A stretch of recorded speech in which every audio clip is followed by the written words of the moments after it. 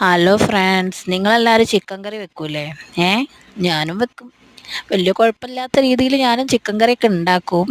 അപ്പം എനിക്ക് വെറൈറ്റി ആയിട്ട് ഇവിടുന്നൊരു ടീം, പിന്നെ എന്താണ് പറയുക, ഈ ഗ്രീൻ പീസ് ഇട്ടിട്ട് ചിക്കൻ കറി ഉണ്ടാക്കി തന്നിട്ടോ. അപ്പം എനിക്ക് ഒരു പ്രത്യേക ടേസ്റ്റ് തോന്നി. അപ്പം ഞാൻ നിങ്ങൾക്കും കൂടി പറഞ്ഞു തരാൻ വിചാരിച്ചിട്ടാണ് ഈ ഗ്രീൻ പീസും കൊണ്ട് വന്നത് കേട്ടോ. ഇത് ഫ്രോസൺ ഫ്രോസൺ ഗ്രീൻ പീസാണ് കേട്ടോ.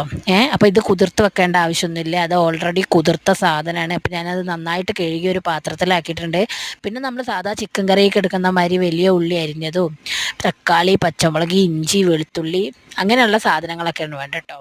ഞാൻ കുക്കർ ചൂടാക്കിയിട്ട് അതിലേക്ക് കുറച്ച് ഓയിൽ ഒഴിച്ചു കൊടുത്ത് ആ ഓയിൽ ഒഴിച്ചു കൊടുത്തതിലേക്ക് നമുക്ക് കുറച്ച് ടേസ്റ്റ് ഇട്ടാൻ വേണ്ടിയിട്ട് എന്താക്കി, കറാമ്പൂവും അതുപോലെ തന്നെ ഏലക്കായ ഇട്ട് കൊടുത്ത് ഒന്ന് പൊട്ടി വരട്ടെ. ഒന്ന് പൊട്ടി വരുന്ന സമയത്ത് ബാക്കിയുള്ള സാധനങ്ങൾ നമുക്ക്